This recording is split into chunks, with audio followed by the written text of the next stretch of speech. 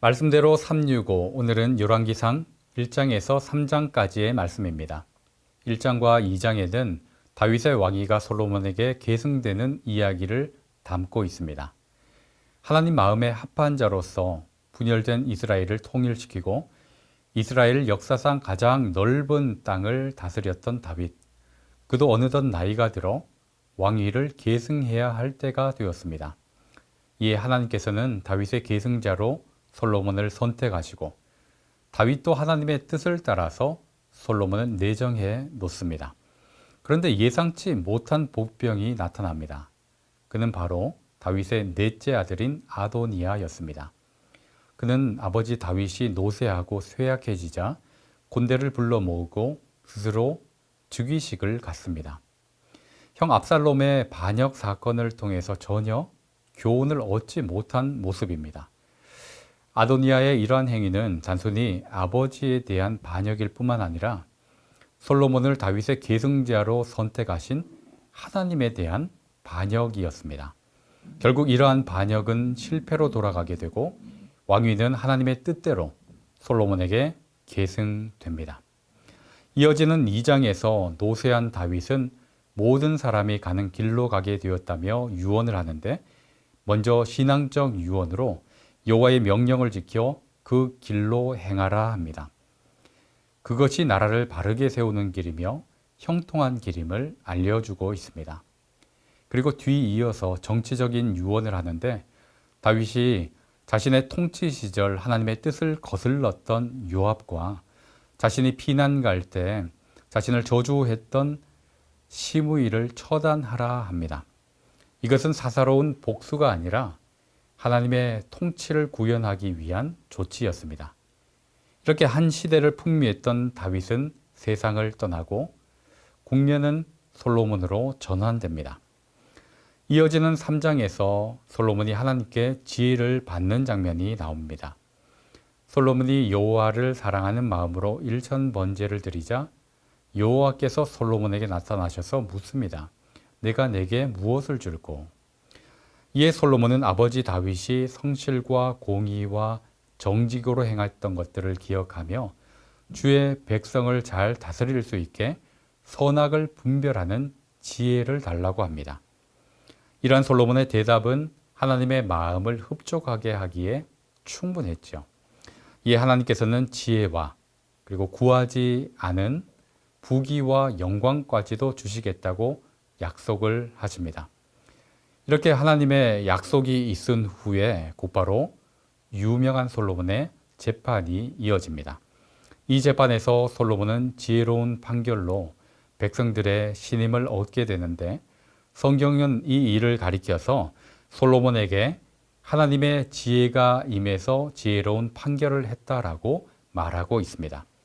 하나님께서 약속하시고 또 그 약속을 이루시며 역사를 이끌어가고 계시는 것을 보여주고 있습니다. 다윗을 이어 솔로몬을 세우시고 반란이 일어나지만 잠잠히 잠재우시고 솔로몬에게 지혜를 주셔서 백성들의 신임을 얻게 하신 분, 그가 바로 역사를 주관하시는 여호와 하나님이십니다. 역사를 주관하시는 하나님께서 우리의 삶의 자리도 함께 하고 계시지요. 그러니 그 하나님과 동행하시고 또 그 말씀의 인도를 잘 따르면서 그 하나님께서 내시는 그 역사의 길을 잘 따라가실 수 있기를 바랍니다. 4월 14일 수요일입니다. 오늘 함께 묵상하실 말씀은 열왕기상 2장 1절 2절입니다. 다윗이 죽을 날이 임박하매 그의 아들 솔로몬에게 명령하여 이르되 내가 이제 세상 모든 사람이 가는 길로 가게 되었노니 너는 힘써 대장부가 되고. 아멘. 오늘부터 열왕기 상하를 읽기 시작합니다. 말씀 속에서 하나님의 크신 은혜가 함께 하시기를 간절히 기원합니다. 오늘 읽은 이 말씀은 다윗이 죽기 전에 아들 솔로몬에게 남긴 유언의 일부입니다. 이 유언을 통해서 우리가 몇 가지 중요한 것을 깨닫게 됩니다. 첫째는 사람은 자신이 죽는다는 사실을 깨닫고 준비해야만 한다는 것입니다. 오늘 이야기 속에서 다윗은 이렇게 말하죠. 내가 이제 세상 모든 사람이 가는 길로 가게 되었다라고 말합니다. 여러분, 세상 모든 사람이 가는 길, 그건 죽음의 길이죠. 부자도 가난한 사람도 힘 있는 사람도 힘 없는 사람도 남녀노소를 불문하고 모든 사람이 가는 길은 죽음의 길입니다. 이때 다윗은 이스라엘의 왕 아닙니까? 영웅적인 왕이죠. 엄청난 권력과 힘을 가지고 있죠. 그러나 그는 알았습니다. 자신이 대단해 보이지만 혈육으로 만들어진 보잘것없는 인생이고 자신도 세상 모든 사람이 가는 죽음의 길을 걸어가야 된다는 걸 깨닫고 있었고 담담히 그 사실을 받아들이고 있는 것입니다.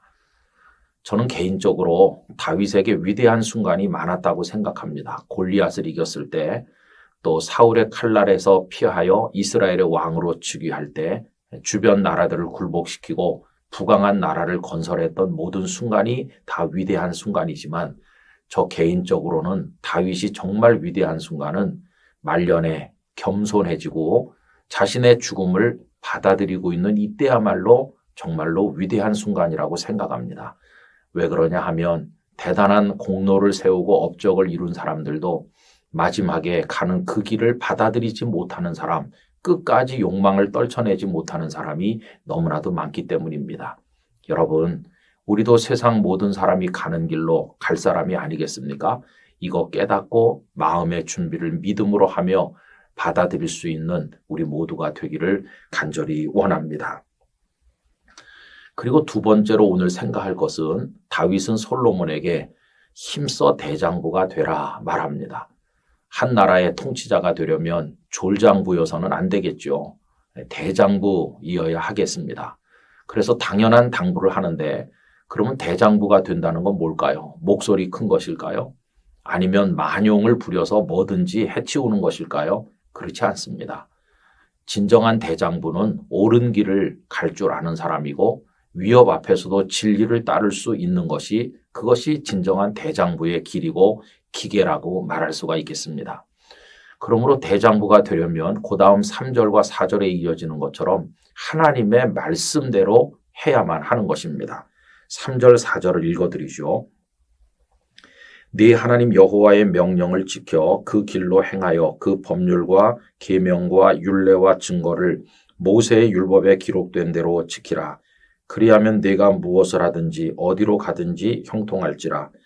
여호와께서 내 일에 대하여 말씀하시기를 만일 네 자손들이 그들의 길을 삼가 마음을 다하고 성품을 다하여 진실이 내 앞에서 행하면 이스라엘 왕위에 오를 사람이 네게서 끊어지지 아니하리라 하신 말씀을 확실히 이루게 하시리라. 아멘. 그런데 여러분, 아쉬운 것은 이 유언을 들었던 솔로몬이 아버지가 남긴 말씀을 마음에 새기지 못한 것 같다는 것입니다. 그는 얼마 지나지 않아서 아버지의 말씀에서 벗어났죠. 말년에 우상 숭배자가 되었죠. 그리고 교만했죠. 자신이 사람들이 다 가는 죽음의 길로 갈 것이라는 걸 알았더라면 그러지 않았을 텐데 그는 아버지의 말씀을 가슴에 새기지 못하였습니다. 여러분, 우리는 세월이 가면 갈수록 하나님께로 갈 날이 다가온다는 사실을 기억을 해야 될 것이고 겸손해야 됩니다. 그러면서 철저히 하나님의 말씀의 진리를 따라 행동할 때 그게 대장부의 인생을 걸어가는 비결이 될 것입니다. 이 영상을 함께 하시는 모든 분들이 그런 모습으로 하나님 앞에서 살아가게 되기를 간절히 원합니다. 아버지 하나님, 언젠가는 세상 모든 사람이 가는 길로 가야 된다는 것을 깨닫고 믿음으로 준비하여 받아들이게 하시며 그날이 올 때까지 하나님의 말씀대로 용기 있게 살아감으로 진정한 영적 대장부가 되게 해 주시옵소서. 예수님의 이름으로 기도드리옵나이다. 아멘.